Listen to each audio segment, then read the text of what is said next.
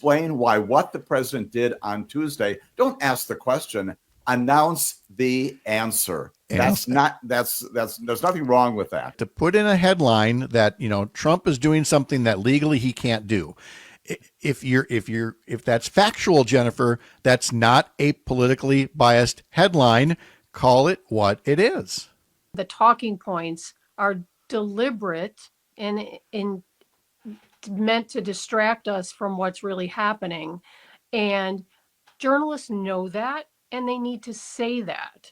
I've seen too many headlines where direct quotes from Marco Rubio, Pam Bondi are being put up there as headlines when you know that what they're saying is their way to get you to look over here when the story's over here. Here's the pickle that I face as a host for this. I am so thankful that I get a Friday morning to spend with a couple of great journalists and a former U.S. attorney. And previously, they would come on separately, and I said, let's get the band together here. This is cool. Jim's walk-up music was, of course, Warren Zevon there with Lawyers, Guns, and Money. Well, then I got away from that because, again, we've got this great panel. But unfortunately, the journalists on the panel are also talking about lawyers, guns, and money when it comes to this new administration. So we're going to hear Warren Zevon a little bit more frequently than I otherwise thought we would. Jennifer Schulze has this great newsletter on Substack. Jennifer, how are you this morning? I'm good. Thank you. Good. And Mark Jacob is here as well. He's got the Stop the Presses newsletter. Mark, again, are you doing okay? Or how are you? I'm as good as I can be. Exactly. We need a better answer for that in this day and age. But you can get the Stop the Presses newsletter at stopthepresses.news. So Mark, while I got you there, what's in the newsletter this week? Well, the newsletter for this week was reminding people that people power still matters, that that we were in depressing times where there's so many abuses of power, and the Trump administration clearly wants to violate the law whenever it feels like it, and is getting away with it mostly. I mean, their courts are fighting, but how long will they do that? And my explanation is that people power is really important. Getting out there, contacting your Congress people, making media behave, which means cancel the bad ones and give money to the good ones, and getting out there and protesting. There's not really this habit in American life of doing that so much these days, and it's really important to get out there and do it. And April 5th is a big day, and people who are appalled by the Trump administration need to get out there and say that. Right. And Jennifer, in your newsletter as well, Indistinct Chatter, you have talked about the role of media, and that there are, for all of the rightful complaints we have about some news coverage, there's also been some examples of good, aggressive, thorough coverage of the new administration. Well, I think it's important to point out that whether it's journalism or anything else, really, when the mainstays start underperforming or failing, frequently there's new, smaller, more nimble entities that come up and start doing what the bigger guys have failed to do. And I see that happening in journalism, where ABC News is writing a $15 million check to Donald Trump for a lawsuit that they could have probably won in court should they fought it. We see smaller news entities and individual journalists really stepping up and doing the hard fact-based reporting that the big guys should be doing and seem to be a little bit afraid to do. I do want to say I think NBC News has done a pretty good job on a lot of this stuff, and I wouldn't lump them necessarily with some of the others. But big journalism has had a rocky first 2 months with Donald Trump, but we've seen The Atlantic had that huge signal chat scoop. Wired, every single day, Wired is killing it. Rolling Stone, if you don't read Rolling Stone, I have to say the political coverage in Rolling Stone is remarkable. I've been reading The Prospect lately. I think it's good.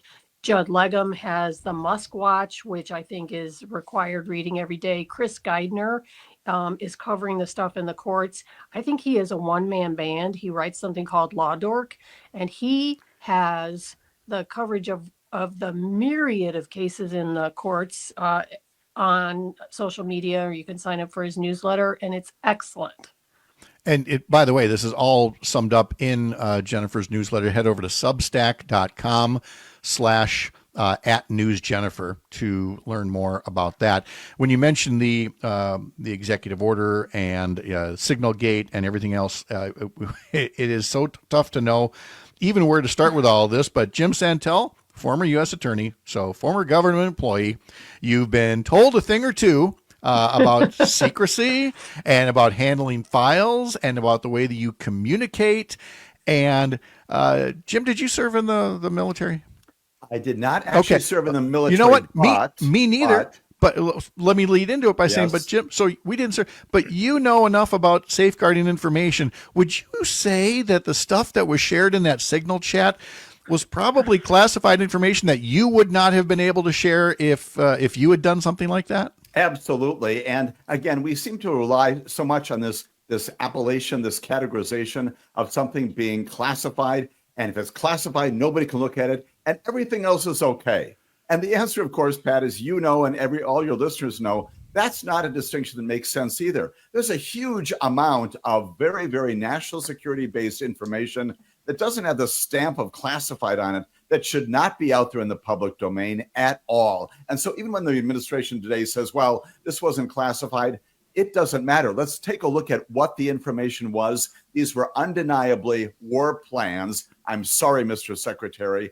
If you don't know that, you should. This was information about how we're going to go about bombing the Houthis in Yemen, undeniably. And to your first point, Pat, you and I both know there are huge numbers of mechanisms. I don't know if I chalk this up to just stupidity, lack of information, lack of training, lack of basic understanding about how government works. But you and I both know, at the risk of sounding very wonky this morning, when I was in Iraq for 2 years, again, not in the military, but working with rule of law institutions, that including the judges, the prisons and police, there's something called a SCIF, right? The Sensitive Compartmented Information Facility. It's a hermetically sealed place. We've got them right here in Wisconsin as well. They're around the country. You go in there, you leave your cell phone outside, and you talk about these things. Even more importantly, there's something called the SIPRNet, the Secret Internet Protocol Router Network. I had one on my desk. You know about these things too. You can go in there and get all the classified information you need, and you shut it down. Huge numbers of restrictions on its use and the release of information. Those mechanisms are sitting right there. The notion that these folks, through incompetence, ignorance, intent, who knows, would go on this publicly accessible chat system and do this when we've designed for actually decades mechanisms for keeping this safe and secure, as everyone says appropriately, keeping our soldiers safe and secure, is outrageous and should be condemned at the highest levels. Well, it's all about, perceived strength, and that if people perceive that we're strong and that if we know better, and so we know that Signal is okay, and we're important people. So even if we're sitting in the Kremlin, we have to have the convenience of an app, and it's only fooling the most the deepest Trump supporters at this point, which is why it's still being talked about across the country. And we will continue that conversation with our panel here on Up North News Radio, coming up right after this quick break, live from Chippewa Falls across the Civic Media Radio Network. Back now with our regular Friday panel, journalist Jennifer Schulze, Mark Jacob, former U.S. Attorney Jim Santelle. Nice to have you all here again. And let's pick up where we left off, which was on, again, I'm not crazy about the term Signal Gate, but also, it's easier to say than dumbest text chain ever. So, Mark, we'll pick up with you simply to say, look, we've established what the facts are. Whether Trump and his buddies want to, face accountability or not, my question to you is, where do we go from here? It's clear there's no entity that's going to have any kind of accountability for this. So should all journalists just drop it and stop asking? I'm sure that's what Trump always hopes for, is that, they'll just get tired of asking if we don't answer their questions. Well, no, journalists need to stay on it really hard. Before the 2016 election, the New York Times had 10 stories about Hillary's emails in the 6-day period. And, this is by, a giant amount more important and more alarming than that was. So they need to stay on it. I mean, and in a lot of ways. It could, because unfortunately, Pat, we're not going to get any accountability from the government. The Justice Department, which is supposed to be, I mean, its job, I think, is to look into crimes, is not going to. I mean, no. It's not going to look into crimes if they're done by their club, by the, Right. so we're just, I mean, it's a sad thing, but we're not going to get any justice from the Justice Department. It's the Hillary derangement syndrome that Pam Bondi, who remarkably is the Attorney General of the United States, Jennifer invoked Hillary when asked if she was going to bring up any charges about this. It's a bubble that's awfully hard to penetrate when they're so just trained with all the talking points that just come out like tapping your knee in the doctor's office with a little hammer. Well, what's distressing to me is that the Trump crowd is running a disinformation campaign around this, and the talking points are deliberate and meant to distract us from what's really happening. And journalists know that, and they need to say that. I've seen too many headlines where direct quotes from Marco Rubio, Pam Bondi are being put up there as headlines when you know that what they're saying is their way to get you to look over here when the story's over here. So journalists need to be, I think, I agree with Mark completely. This story is going to go on forever. It is a huge story. I think it's representative of the carelessness and the incompetence that is throughout this entire administration. But we also need to press for accurate reading of what's happening. If Trump is throwing up smoke screens and the people that work for him are throwing up smoke screens, let's be honest with our readers and listeners about that, instead of just they say it here, we write it there, Yes. and no context or facts in between. That's not journalism. That's sharing propaganda. Especially in the headlines. If your headline is nothing more than stenography. Yeah. The other matter that has come up, and I'll start with Mark and then go to Jim on this, it's the notion of executive orders. Mm-hmm. And again, we've created over the decades, something where the presidency is so much stronger than the founders meant it to be. Article 1 was all supposed to be about the Congress doing things, but we're so deep into executive orders now, Mark, that it's not just a matter of saying that Trump is doing this or doing that, but also, the whole notion of, can he do this or that? Are we going to let an executive order essentially run all of our government all of the time from now on? Well, and here we get back to the press and how they cover things, because I saw this reporting that Trump was going to require states to do X on their elections. Well, Trump can't tell states how to run their elections. That's not the power of the presidency. And for the news media to pretend that some executive order, I mean, I was reading one thing where somebody really accurately described what an executive order is, and it's an instruction by the president to his staff, to the people to the executive, to the White House staff. It's not him like ordering the entire country what to do. I mean, he can't control. There's certain things he can control, and there's certain things he cannot. But unfortunately, he wants to tell universities how they can treat diversity programs. Right, or even we'll get into the whole notion of museums and right, dictating what they can or can't do. But Jim, help us a little bit more with executive orders, and again, in this era, understanding that when Trump makes an executive order, it should not be reported as nor treated as some kind of a proclamation that all people are duty bound to. Exactly. Mark's got it just right. I'm looking to heat more upon the media. I'm looking at a headline from Tuesday after Donald Trump, again, without any constitutional basis, illegally issues this executive order saying you need proof of citizenship. And oh, by the way, let's get all ballots returned by Election Day. Here's the headline from the New York Times. Trump is trying to gain more power over elections. Is his effort legal? No, New York Times. The lead of a paragraph, which is not that either, and the headline should be, right? Trump pursues power unsupported by the Constitution, issues illegal directives intended to skew an election. That is not an opinion. That is what is going on here. We know that, again, to get wonky here about civics, the second or third paragraph of the New York Times should be, and it's buried in there somewhere, the Constitution says it's up to states to determine the times, places, and manners of elections. That's James Madison stuff. How about doing a little bit of a civics instruction, New York Times, and explain why what the president did on Tuesday? Don't ask the question, announce the answer. There's nothing wrong with that. And I'll say again and again that to put in a headline that, Trump is doing something that legally he can't do. If that's factual, Jennifer, that's not a politically biased headline. Call it what it is.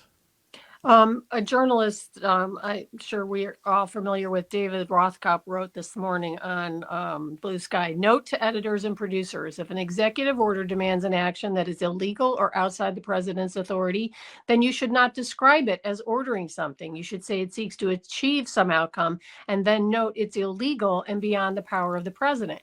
And every time we don't do that, we're doing propaganda for Trump and giving him outsized authority that I think, just helps him do more of it.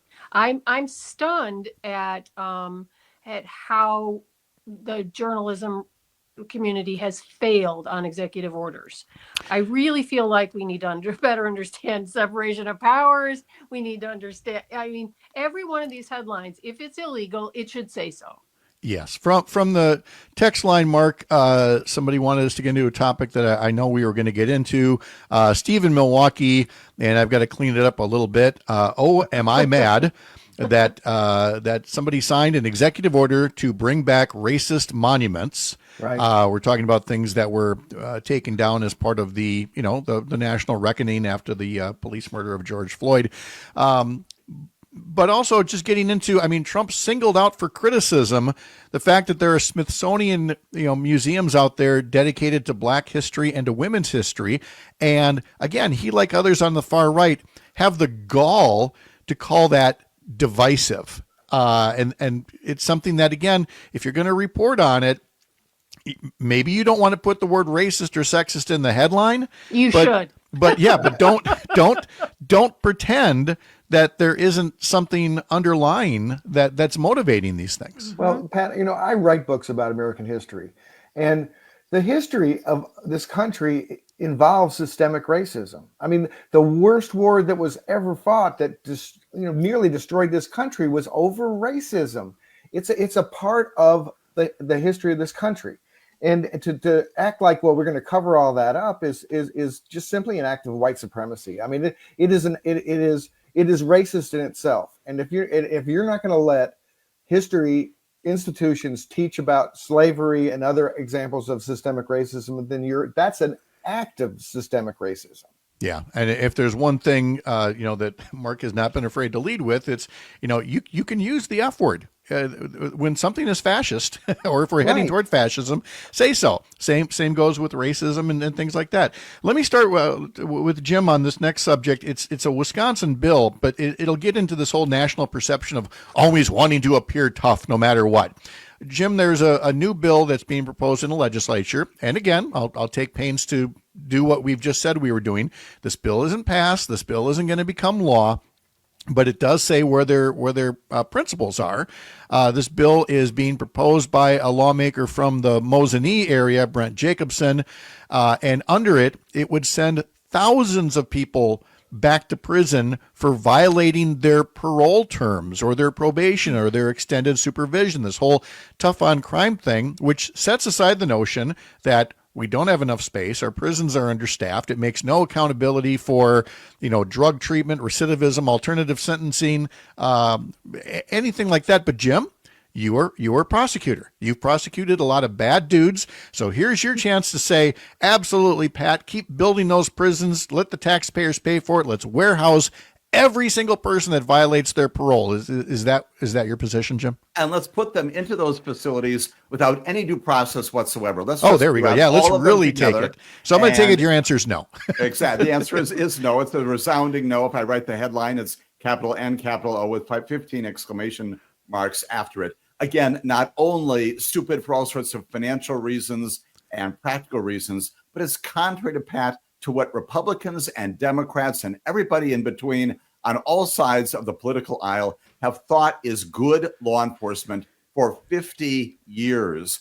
All of us know that there are reasons why we put people in prison. It's basically deterrence. It's two things. One is we need to stop Jim Santelle from doing the thing that he has done to deter him. And then we also want to deter other people who might think about doing things down the road. You use those basic principles, and what you get to is a notion that every single case is on its own, and the notion that somehow we would look at a whole group of people, some of whom happen to have violated the conditions of their release, their parole, and for that reason, one time they are back in prison. No, that's just the opposite of what we've been doing effectively, again, for at least half a century, which is to say, everybody in this country, I embrace this notion, a wonderful nation in which we live. You come into court, a judge will look at you and decide your case individually and make a determination about whether or not in your circumstances it is appropriate for deterrence purposes to send you back to prison, or if in fact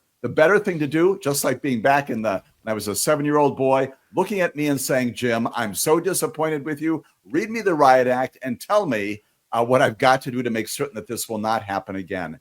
That is that we know from, again, all of the literature, all the practice out there, that second approach, which is calling people in and telling them about the reasons why they've got to abide by these things, is so much more compelling. It keeps people from committing more crimes, keeps them out of prison for all the reasons you indicated. Rehabilitation can continue.